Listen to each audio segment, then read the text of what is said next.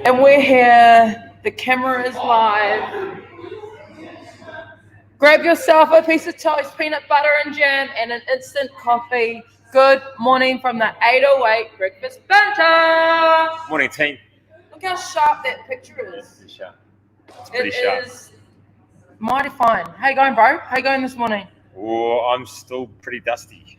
I'm not gonna lie, I'm a bit under the weather myself. Yeah. I haven't eaten properly for the last few days, and I couldn't even eat properly yesterday. So I'm hoping today. You come right. Well, I'm hoping so. I tried to train yesterday afternoon, and just to do some snatches, some heavy barbell yoke carries, and some double unders, which usually take about half an hour. It took me an hour and a half. So, ooh. Yeah, so I was just a bit under the weather, eh? How was everyone else feeling? I'm not gonna lie either. I'm feeling a bit under the weather. Running on 80%, but we're good. We're surviving. I see. Please follow. My bad. I said to Fee before, it's building our immune system. Feeling about 80%. Yeah, for the competition season. Yeah. So, if you can hear Canyon in the background, that's him laughing at full noise at the moment. So the I can't. My brain's all faded to the crap at the moment. It's all right. We'll get through this, bro. We'll get through this. I did see on one of your Chuck, you're still feeling sick. I didn't even know she was sick. Yeah, she did the workout sick. Oh wow! You're a legend, buddy. While we're on the topic though, who has the best hangover cure? Go. You know, there's so many theories, like something greasy. Yeah. Powerade. Tried that. Yeah. Didn't work. Yeah. See, I don't know what it is this time. I don't know if it's even age, or it's just like the amount of, or how long I'm drinking, or I don't even know. What do you think it is that? Well, Hannah actually said an interesting thing. She just said the older we are, the worse our cells are, which means I just think we just get slower in recovering. Because, Gianna's like, nah, man, I was really sweet on Sunday. And I was like, dude, you were rocked as much as I was, and I'm still suffering. So I think this is a really clear sign that I shouldn't be doing this. That's why we do it in 6-month breaks, right? Yeah. Oh, man. But I was talking to Christy. Yeah. So Christy slept all day till 4:00. Yeah. Luis has a massive scar across his head from the night. So apparently when he got home, he flopped in the bed and he kissed the bedside table. Oh no. Split him. That would have been fun to handle that whatever time in the morning it was. Jesus. Oh, Gian got a bit of 2 p.m. Yeah, see, that's better than you, Christy. So, there was, it was just a big night, and I just think that I'm just getting a little bit too old. Yeah, I think I'm showing some age as well. But Christy, you just said Bloody Mary. You mean a Bloody Mary for a hangover cure? Is that just the old hair of the dog theory that when you wake up the next morning you're supposed to just crack another beer and it sobers you up, or makes the hangover go? I can't even handle a fizzy drink at the moment. I tried to handle a Fit Aid yesterday. It took me almost 9 hours to drink just one can of Fit Aid because I couldn't handle the fizziness. Yeah. And I'm just like, man, this is stupid. I shouldn't be feeling like this. And so I can't handle fizzy. I've just been drinking water. I've been drinking lemon tea. Yeah, lemon tea, yeah. And I've had the odd coffee, but even the coffee's not even feeling great at the moment. So I think I had like 3 coffees yesterday and I peaked. Yeah. I was like, I need to go have a sleep. I'm feeling super jittery. Yeah. And then woke up this morning. I'm like, oh, a little bit under the weather. I think we need to figure out a better hangover cure. But Indian food, does that do it for you? No. Yeah, the cream. I couldn't think of anything worse. KFC for me. Yeah, I don't mind a bit of Marmite on toast. Yeah. See, that's my go-to as well. Toast. Yeah, just lots of toast. I think the key is to be prepped. The night of. I got home and had electrolytes, Panadol, a couple of cheese rolls, and watched half of a movie. Chuck. Old Chewbacca here wasn't thinking about his electrolytes, Panadol, or a couple of cheese rolls. Well, he may have been when the Uber was waiting. That's the last thing I was thinking of. Holy hell! What movie did you watch? What movie did you get up? I mean, she must have left after midnight. Surely, yeah. So what movie did you watch? They did a bottomless brunch on Sunday. I actually got a feeling that Rochelle and Stefan didn't actually stop. I don't think they did either. The unicorns were on a rainbow. Oh, they were on one hell of a rainbow. No, but Chuck, what movie did you watch? I reckon it would have been like an animated one. Monsters Inc. Like, yeah, something like that. It Takes Two. Oh, the you know the little twins on Full House? Oh yeah. I know what one you're talking about. That is a good movie. Is it? Yeah, it is. I don't think I got out of bed until like must have been about 3. Yeah. Or when did I see you? No, you came round at 2. Yeah, so that was when I got out of bed. Yeah. Oh, yeah. And then it was right off after that. Yeah, it was just a complete write-off. So, well, you guys are terrible with your hangover cures because none of them look like they're going to work. Either. Yeah.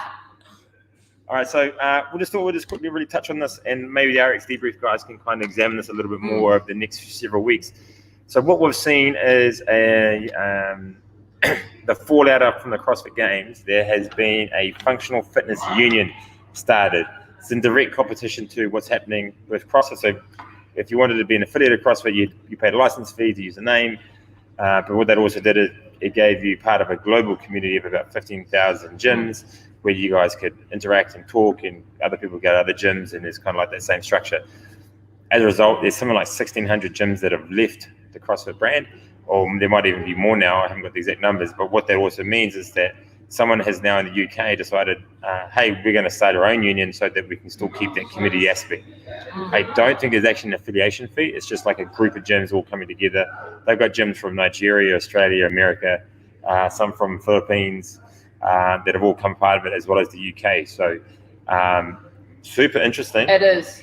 The bro just showed me briefly before offline who they are, and in my mind I was like, conspiracy to CrossFit, because like if they've already been around for a little while and it's pretty much the methodology of CrossFit but doesn't have the word CrossFit in it. Yeah. But then we have this conversation about if CrossFit should go to the Olympic Games all the time. Like I think that's one of most common questions that I ask a CrossFit athlete or coach is, do you think it should be in the Olympics?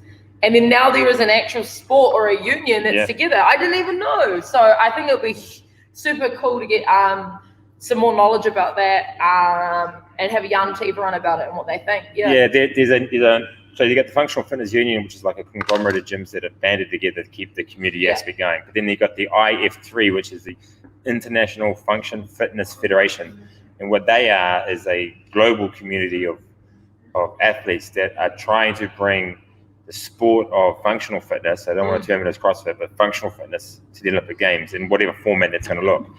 And what they've got is rules and criteria and structure. They've got world champs. Yeah. They've got youth world champs. That's what I mean.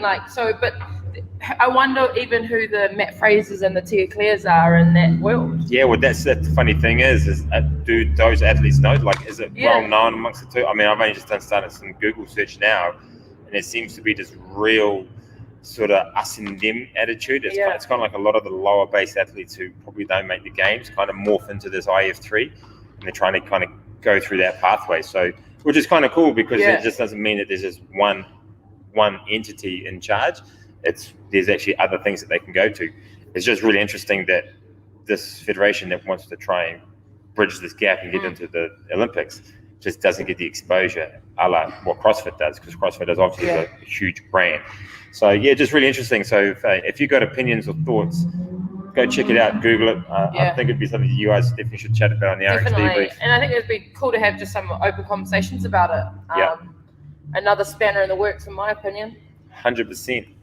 And then you know, the big news that's come out now is that there's 16 of the top athletes from the games are boycotting this year. So it'd be really interesting to see if the games actually go ahead, because at the moment it's only going to be the top 20 around the world, male, female. And I'm trying to think of a way that the games could make a comeback with so many big names not in it. I saw Sam Briggs's post yesterday, and you know, she's dedicated the last 10 years to CrossFit, and for her to be like, this is one of the hardest things that I've done. and I'm not going to be a part of it anymore, or I'm not going to represent it. I was like, damn, girl, she's serious. And she was probably one of the ones that I was waiting for to do this. But anyways, I want to know what my thoughts is. How are they going to make a comeback, even if the games don't go ahead? Like, will they make it a thing where they'll get some up and coming athletes coming up and they can do it like that? Or it's a pretty big gamble. I just don't know if they can get enough exposure, because if you've got people like Katrin, Matt Fraser and Tia Klitumi are still on the fence on whether they want to compete. So if they don't compete, you've got Brett Fikowski not competing. I think Pat Valner's not competing. Yeah. You got Dallas Page not competing. There's a ton of them that aren't competing, and they're all like big media personalities. They're all very good, capable CrossFit athletes. Now they're not competing. What's the draw card on watching this? Because what you want to see is someone knock the top dog off, right? So if someone wants to knock off Matt Fraser. If Matt Fraser's not competing, well, who's going to be up? You don't want to say Matt Fraser and then the number 450th athlete in the world to go up against him. There's nothing against that person, but just not like a draw card, because you're instantly going to think, it's a walkover already. He's going to win it in the first day. Yeah, it's already predicted. Yeah, so it's really interesting. I actually think they should probably cancel the games. This year and just do an open and just kind of crown the top open winner for the year, and this year will be like a checkmate year. Because I didn't really like the Road Invitational. I didn't like the setup of it. Like the Zoom call-ins were just. I would rather like a live stream, and like when the cameras going across. I guess from a viewer's point of view, it was like I was double viewing. Them. That's only my critique. So then I was like, how would they actually do it? And with travel restrictions, how could they go ahead? Yeah. How would Jamie Green get into the country? Exactly. So, but it'll be interesting, because I reckon now that's when they should be pushing like all the little countries to do big like comps with it. So I think like nationals could be a real good comp. There's a huge. There's some big names going down there, and I think it's just going to bring that camaraderie. Yeah. Well, you got those Aussie athletes coming over. That's what I mean. So I think if they do anything, they should push it to like the little countries, or to do their own little comps.